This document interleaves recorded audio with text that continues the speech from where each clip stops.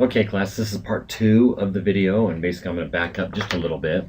So I typed in the first 2 dates on the end of round 0. There it is, 12/31/2015. And here's the first month of round 1. Now, as I mentioned, Excel has an autofill feature that you can just basically drag and drop, and I can see it filling up all the months all the way down to the end of round 8. Scroll down here. I'm going to autofill this down to December of round 8. Now I'm at the end of December. Now if you do not have the autofill feature, let's see if this will work. It probably won't. This doesn't know. Yeah, it just goes by 1 day. So the best way to do it would be maybe to add 30. And then, no, not 30. Let's try with 28. That's another way of doing it, and then it'll basically get you to the right month all the way down here. Not quite.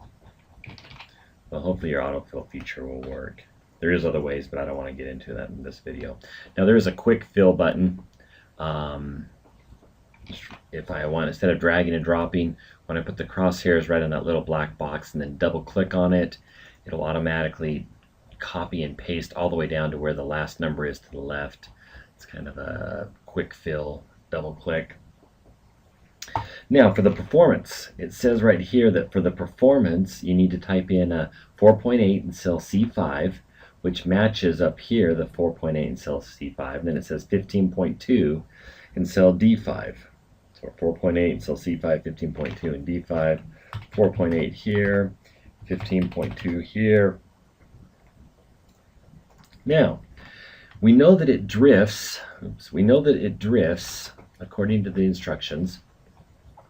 It'll drift for the low-tech segment a half 0.5 each year. And so to project how much it'll drift each month, I know that it'll start out with this number plus 0.5 is for the year, but if you want to do it by the month, you need to divide by 12. And it shows me that it drifts slightly.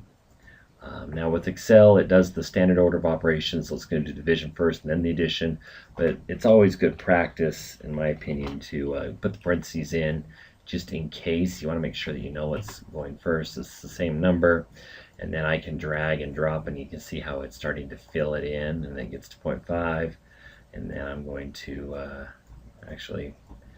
I'm just going to go down through here, and basically it's at 6.0.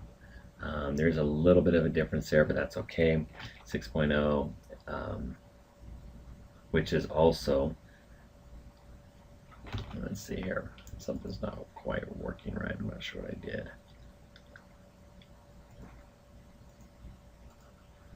Let me go back up here. There we go. I had an error. I grabbed it in the wrong way, and it started actually auto-filling the adding 1 to it, and I didn't want it to do that. And so basically it's going through here and it's adding it to get to 5.3, which is the number right here, 5.3. And I'm just going to highlight this and double click it all the way down, and it fills it in all the way down. Nope, that's not the right number. It did it again. That's one thing you got to watch out in Excel. Sometimes when you use the autofill features, I'm going to go back up and delete this. It thinks that you want to add 1 to everything, and we don't want to do that. We just want to go ahead and copy the whole thing down. And now we're at the 8.8. You can double check to do it 8.8. And I would encourage you as you do this to double check the years to make sure it's correct. Now I don't like to have, or I like to have all the decimals lined up. I don't like it to look a little messy.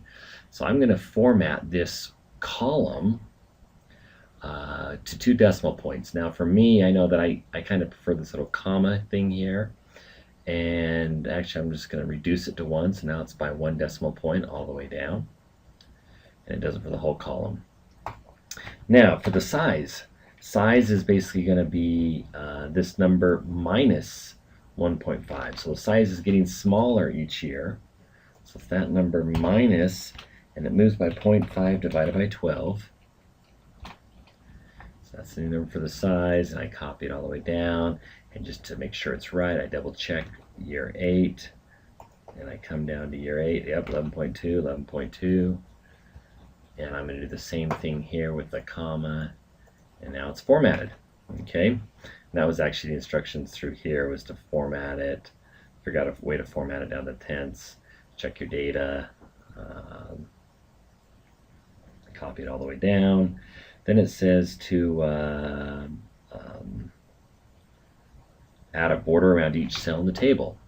Okay, so I'm going to go ahead and highlight the whole table. A couple ways you can highlight the whole table.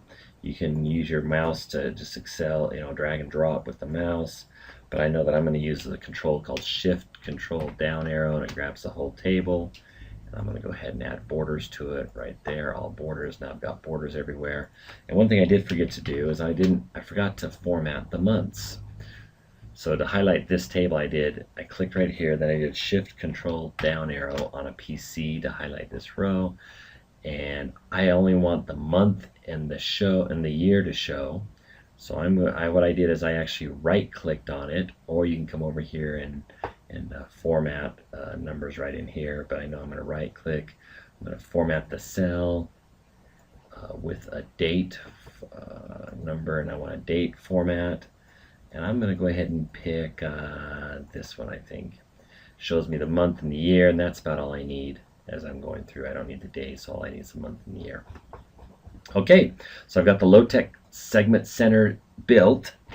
Then it says to copy the table over here. So I'm going to highlight the whole table, and now I'm going to, let me go back up to the top here. So I clicked on it. So I'm just going to do Shift Control Down arrow. I've got the whole table highlighted. And I'm going to go ahead and just copy. I can click copy up here, or I can hit Control C. See how it does a little hotkey? Copy, and it wants me to copy it over here in F5 or F3. That's what it said. And I'm just going to hit paste. And I've got the whole table pasted over here. But this needs to be the high-tech segment center. The reason why I'm copying it is now I have all the rounds and the dates done. All I got to do is adjust the centers. And it starts out at 6.0 and 14.0. So 6.0 here, 14.0 here. And the drift rates, actually that's a little odd. I didn't realize that I had formatted that wrong. There we go. The drift rates, now because I formatted it like that, I'm going to come over here, click this, and hit F4. F4 is the repeat function key. It repeats the last function I did. Okay, 6.4 or 6.0 and 14.0, and the drift rates are going to be different. It actually drifts 1.7 or 0.7 and 0.7 negative right there. So I'm just going to change that to 7. And I'm just going to double click it all the way down, and it shows that at the end of the year it should be 11.6. Is that right? 11.6, that's right. Then I come back up to the top. I know I'm going to be minus 0.7, so I just edit this. And this is one of the power features of using Excel, is that if you've already done something, you can copy and paste and modify a lot quicker than having to recreate the whole wheel. So now I've got the high-tech center or segment center done, and then it says to copy it over. I'm just going to do it without even looking at the instructions. Highlight the table, hit Control C, and now it says to copy it over into K5. Hit Control V, and this is actually the high-tech, not segment center, but I'm going to call it the ideal spot. Because when you read your industry conditions report, you'll realize that not all of the high-tech customers are in the center of the circle. Right down here, the ideal spot offset. Low-tech is right in the center. There's no offset. But high-tech, there's an offset. They want to be in the leading edge of the circle. And I know that it is 0.4 that way and negative 1.4 that way, so I'm just going to reference this cell and add 1.4 here, this cell, and subtract 1.4 there. I'm going to highlight both these cells and copy it all the way down. I'll do it the long way this time. Oops, that didn't work. Oh, maybe it did. It must have changed pretty quick because I can tell it is 1.4 from that one. And so that is the assignment. And then I need to go in and file, save as, and I'm going to type in my last name and assignment number 1. This is the save as box. I'll just save it in winter 2001 online. I'll save it as Roten Excel or B2 Excel 1 or something.